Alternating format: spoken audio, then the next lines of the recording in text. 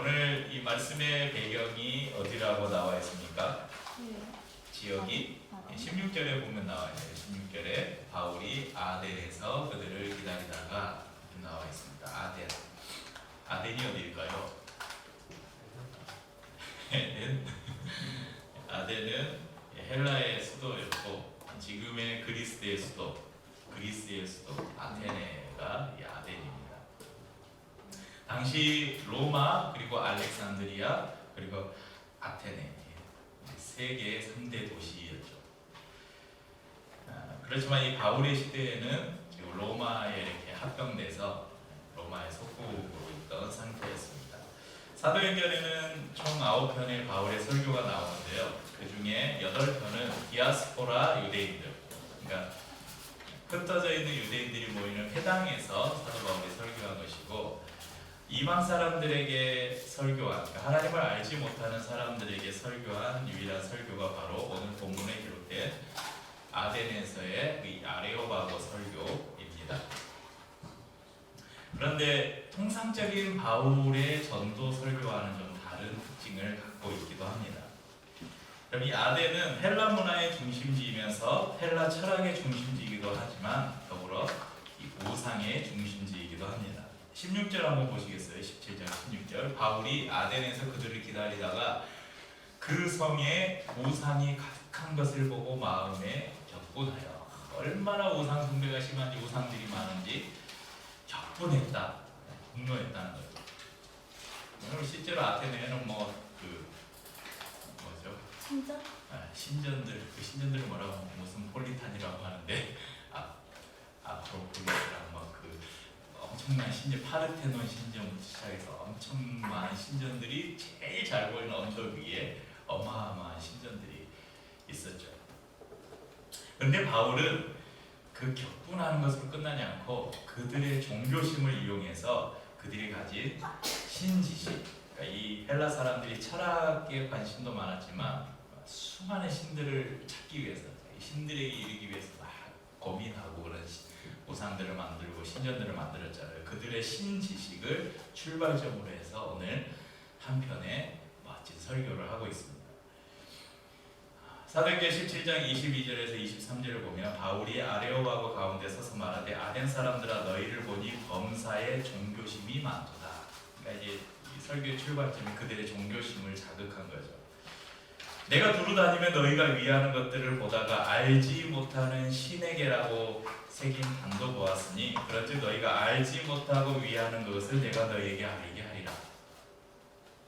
심지어는 이 사도 바울은 오늘 본문에서 보면 이 헬라의 이 시인의 시를 인용해서 말하기도 합니다. 28절에 보면 우리가 그를 힘입어 살며 기도하며 있느니라. 이것은 제가 이제 이름이 어려우니까 크레타 섬의 시인 에피메니데스 그 시에 나오는 시구고요. 또 그 다음에 나오는 우리가 그의 소생이라, 시인의 시를 인용했다고 그 본문에 보면 나와 있잖아요. 이 시는 시칠리 섬의 시인 아라투스의 페노메나와 클레안데스의 시 제우스의 신에게 바치는 찬송. 그러니까 그 당시의 헬라의 시인들도 그들이 쓴 시에서 이 신에 대한 언급을 하고 있다는 거예요.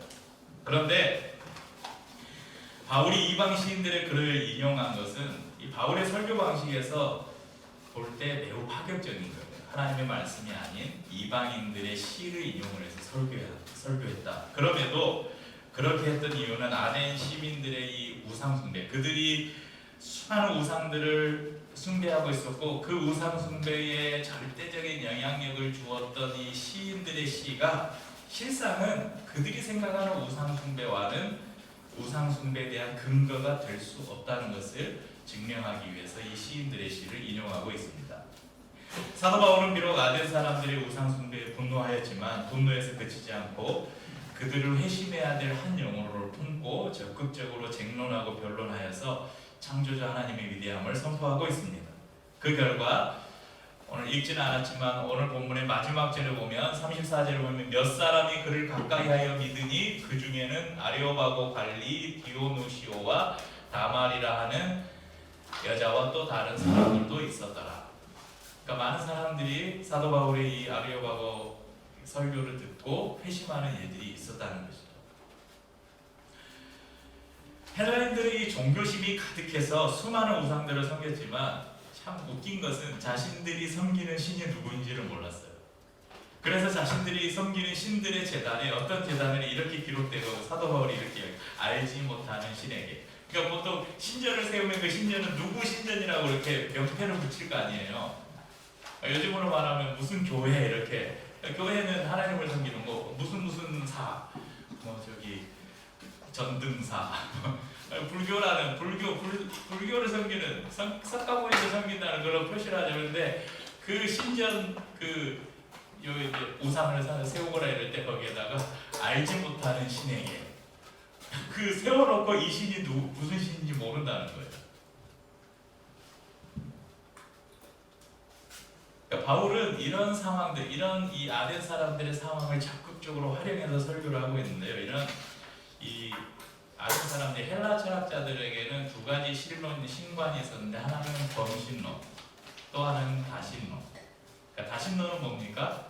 세상에 여러 신들이 있다는 거예요. 그 여러 신들 중에 내가 한 신을 선택해서 섬길 수도 있고, 내가 이 신도 섬기고 저 신도 섬기고 고무신도 섬기고 이런 이게 이제 다신론. 범신론은 모든 만물 안에 신이 있다는 거예요. 그래서 옛날에 우리나라에도 그런 거 있잖아요. 토속 그 신앙에 보면, 그래서 동네 나무에다가도 줄 묶어놓고 비나이다 하고, 막 저기 집에 뱀 나오면 뱀도 신이라고 하고, 막 그 장독대에 정한수 올려놓고 막 비나이다. 달도 보고 빌고, 나무 보고 빌고, 돌 보고 빌고, 그러니까 모든 것에 신이 있다는 거예요. 이게 범신론이에요. 하지만 바울은 선포하는 거예요. 그들이 열심을 다해 신전을 짓고 제단을 만들고 신들을 섬겼지만 그들이 섬기던 신과는 다른 천지의 주제이신 하나님은 사람들이 만든 손으로 지은 건물에 계시지 않고, 또 사람들에게 무언가 필요해서 끊임없이 요구하시는 분이 아니라고 말씀하는 거예요. 그러니까 이 헬라 사람들은 혹시, 그러니까 신이 아주 많고 또는 모든 것에 신이 다 있는데 자칫 내가 잘못해서 지나치고 신을 못 알아보고 지나칠까봐 그렇게 제단이나 이런 걸 만들어 놓고 알지 못하는 신에게 그 피할 길을 내는 거죠. 그래서 그 신전이나 우상들을 섬기고 열심히 섬기는 거예요. 이 신에게 뭐가 필요할까 늘 궁리하는 거예요. 뭘 바칠까? 그래서 수많은 우상 숭배와 그 음란한 행위들이 신전에서 벌어졌잖아요. 그런데 하나님은 그런 분이 아니라는 거예요. 바울은 이어서 이야기합니다. 모든 생명과 민족을 한 혈통으로 창조하신 것과 그들의 연대를 정하시고 거주의 경계를 정하셨음을 선언하고 있습니다. 왜 하나님께서 그렇게 하셨는가? 왜 하나님께서 모든 민족들을 한 혈통으로 창조하시고 그들의 연대를 정하시고 거주의 경계를 정하셨는가? 하나님께서 이렇게 하신 근본적인 이유가 사람들로 하여금 하나님을 혹 더듬어 찾아 발견케 하려 하심이었다고 말합니다. 27절 한번 같이 읽어보겠습니다. 27절. 이는 사람으로 혹 하나님을 더듬어 찾아 발견하게 하려 하심이로되 그는 우리 각 사람에게서 멀리 계시지 아니하도다. 이 더듬어라는 표현은, 불이 완전히 깜깜한 상태에서 근데 불을 켜려면 어떻게 해요? 스위치를 찾아야 되잖아요. 그럼 여러분 어떻게 합니까? 이렇게 더듬잖아요. 이렇게 더듬듯이 사람들이 하나님을 찾도록 했다는 것입니다. 비록 아덴 사람들이 지적이고 철학적이고 논리적인 사람들로 인정받고 싶을지 모르겠지만 바울은 그들의 모습을 더듬고 있는 사람들로 묘사합니다. 어찌 보면 이걸 제대로 알아먹은 이 아덴 사람들은 기분이 나빴을지도 몰라요. 당시에 여러분 헬라 그러면 철학의 중심지잖아요. 가장 똑똑한 사람들이 모여 산, 현자들이 모여 산 곳이라고 생각했는데 야 너희들 그렇게 많은 신들 만들어 놓고 그 신들을 너희가 찾아다니지만 그건 어둠 속에서 더듬어서 신 찾는 거랑 마찬가지다. 사도 바울이 지금 이렇게 이야기하고 있는 거예요. 그러니까 어쩌면 기분이 나빴을지도 모르겠지만 반박할 수가 없는 거죠. 실제 그들이 그렇게 하고 있었으니까.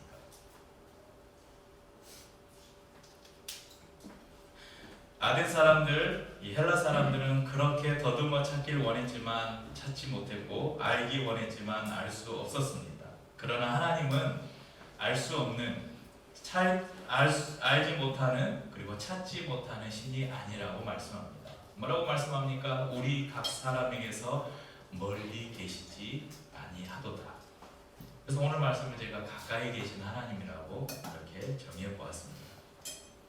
헬라인들은 그들이 찾는 신이 아주 멀리 떨어져 있어서 접근할 수 없다고 생각했기 때문에 제단을 만들고 웅장한 신전을 지어 바치면서 간절히 신들을 찾았어요. 하지만 찾지 못했습니다.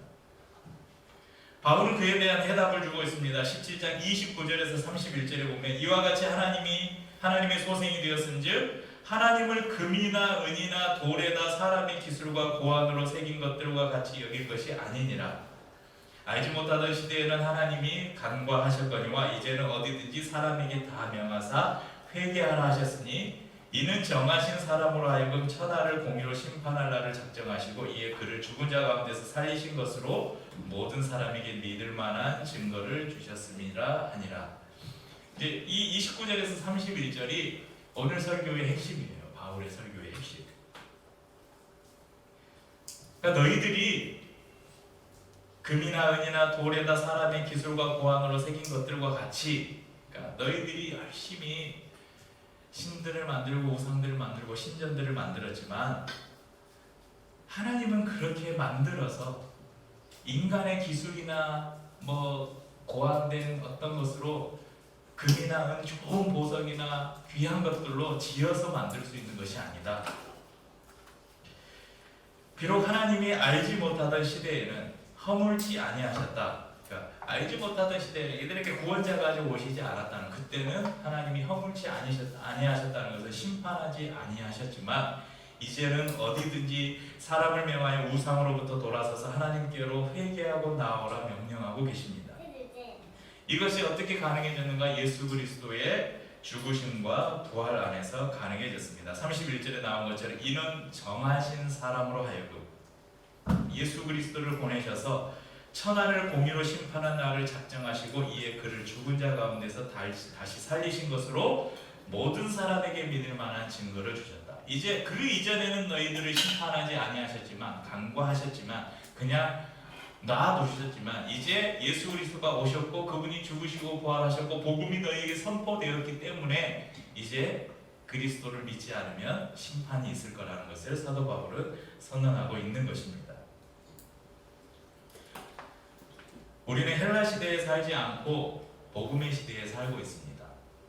그런데 마치 우리의 실상은 헬라 사람들처럼 알지 못하는 신을 섬기는 것처럼 살 때가 많습니다. 마치 아덴 사람들의 어리석음처럼 우리가 믿는 이 창조주 하나님을 여러 신들 가운데 내가 선택한 한 신처럼 여길 때가 있습니다. 실제 우리나라에도 많이 있어요. 예전에는 그런 종교 통합 운동이나 이런 것도 많이 있었고, 우리나라에서 한국 이 기독교 특별히 장로교 역사를 보면, 장로교가 원래는 미국의 남장로교가 들어와서 우리나라에 이제 선교를 하면서 장로교가 하나였는데, 그래서 이제 평양에 가면 평양신학교가 있어요. 그 평양신학교에서 우리나라 최초의 목회자도 배출되고 그랬는데, 이게 이제 계속 갈라지잖아요. 장로교가 가장 크게 갈라진 게 뭐냐면 이 합동과 통합으로 갈라진 사건이 있었어요. 그러니까 우리나라에 보면 장로교 중에 가장 큰 교단이 합동 통합이에요. 이제 다른 교단에서 신앙생활을 했거나 별로 교단이나 이런 게 관심 없는 분들은 잘 모르시겠지만, 통합 측은 저기 광나루, 서울의 광진구의 광나루에 가면 그 장로회 신학대학교가 있어요. 장신대학교라고 부르는데, 또 이 장로회 신학대학교는 여러 군데 있습니다. 광주에 가면 호남신학대학도 있고, 저기 영남 지역에는 영남신학교도 있고 또 여러 군데가 있어요. 저기 한일장신대학교도 있고 서울장신대학교도 있고 전국에 아마 6개가 있어요. 또 여러분 사당동에 가면 총신대학교라고 있잖아요. 총신대학교가 이제 합동교단의 신학교죠. 근데 이렇게 크게 이 장로교가 두 교단으로 나눠졌는데 그 이후에도 물론 여러 가지 사건들이 있습니다. 이 나눠진 계기가 뭐였냐면 WCC 가입 문제를 두고 교단이 나눠졌어요. WCC는 세계 그 교회 연합이거든요. 여기 근데 WCC는 종교 통합 운동을 지지해요.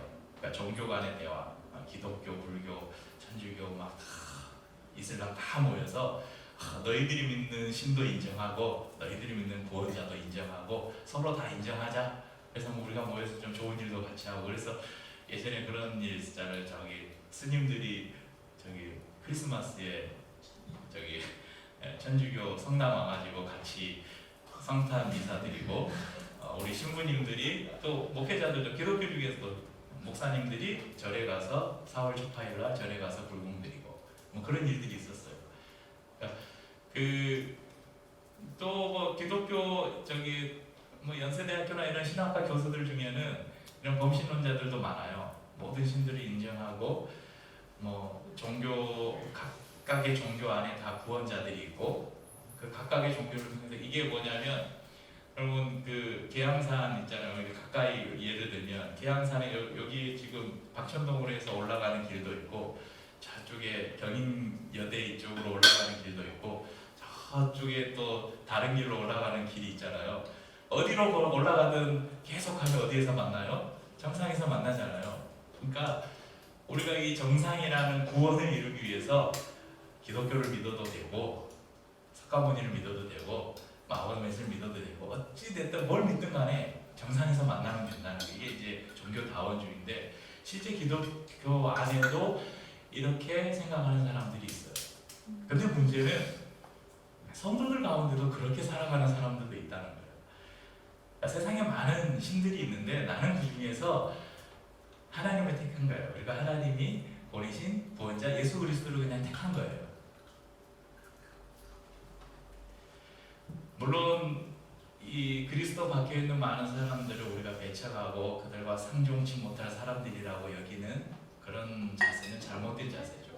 모든 사람들이 오늘 사도 바울처럼 비록 우상이 만연한 이 아덴 사람들을 바라보면서 그들을 긍휼히 여기는 마음으로 그들의 종교심을 이용해서 분명한 복음을 전했던 것처럼 우리도 예수 그리스도를 알지 못하는 사람들을 인정하고 그들 안에 있는 신앙심들을 무시하면 안 돼요. 근데 그것들을 우리가 이용해서 참된 구원자가 누구인지 우리가 보여주어야 돼요. 그런데 정작 예수 그리스도를 믿는 사람들이 그렇게 살지 않을 때가 많아요.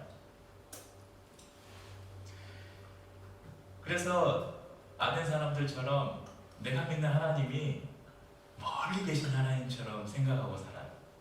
하나님이 멀리 계시니까 거짓말하고 도둑질하고 죄 지어도 별로 못 느끼는 거예요. 여러분 하나님을 바로 옆에서 이렇게 지켜보고 있다 그러면 거짓말 하겠어요? 사기 치겠어요? 못된 짓 하겠어요? 못하지. 여기 쳐다보고 있는데 야 너 보고 있다. 그게 이제 코람데오라는 게 코람데오. 코람데오를 멋진 말로 하면 하나님의 현존하심 속에서 뭐 이런 말이에요. 쉽게 말하면 하나님 앞에서.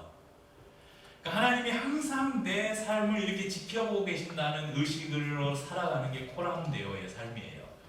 근데 장작 우리 그렇게 안 살잖아요. 하나님이 좀 멀리 계셔요. 그래서 평상시에는 나와 상관없어요.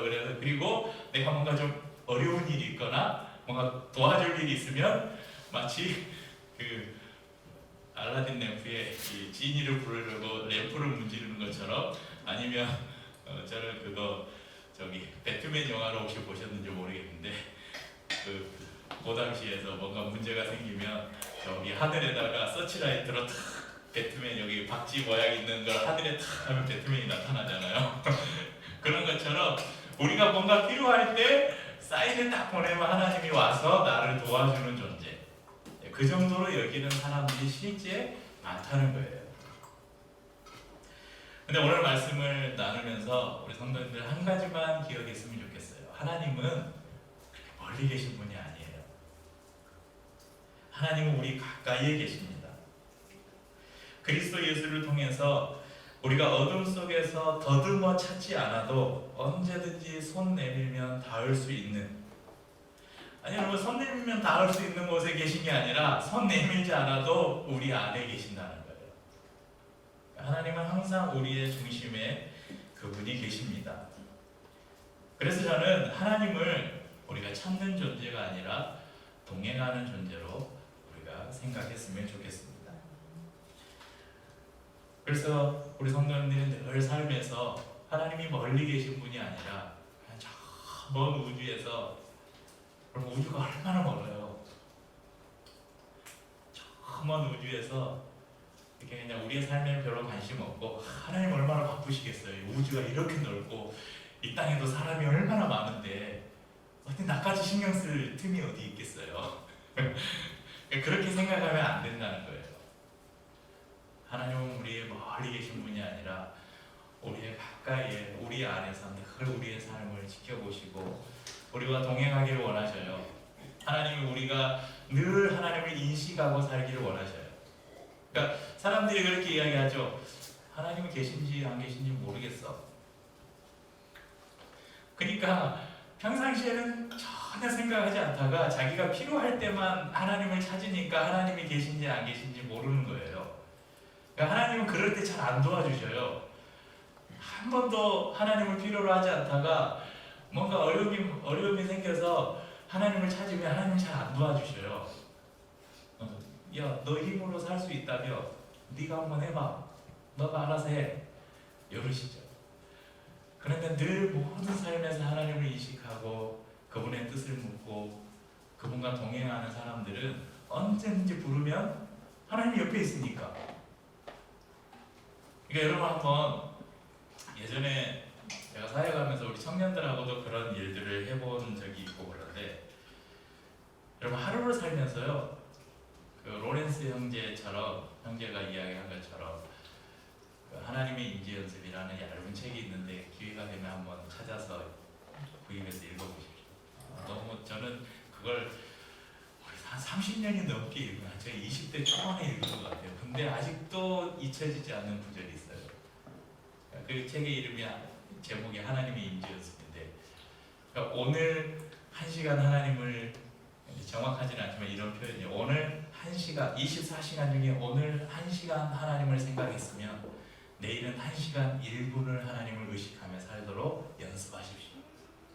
그렇게 계속 연습을 하다 보면 어느 순간 24시간 하나님과 동행하게 될 것입니다. 그런 책이에요. 그런 내용이 이렇게 쉽게 풀이하잖아요. 여러분, 실제 여러분들이 하루를 살면서요, 하나님을 의식하며 살려고 아마 1시간만 노력해보세요. 1시간만. 그러면 수없이 많은 하나님이 나와 함께하고 계시다는 사실을 발견할 거예요. 진짜로 그래요. 저도 그런 거 의식 안 하고 살 때는 아무 생각 없이 하루를 마무리할 때도 많지만, 정말 하나님이 나의 삶에 함께하고 계시고, 지금 하나님은 어떻게 생각하실까? 지금 하나님은 어떤 결정을 하실까? 지금 하나님은 나에게 뭘 원하실까? 길을 가면서도, 밥을 먹으면서도 하면 모든 것 안에 하나님이 거하심을 느낄 수가 있어요. 그러면 하루를 마무리하고 하루를 돌아보면, 그래, 하나님이 오늘도 나와 함께 하셨구나, 이걸 느낄 수 있다는 거예요. 사랑하는 성도님들, 하나님과 동행하시는 삶을 살아가시기를 주님의 이름으로 축원합니다. 나의 안에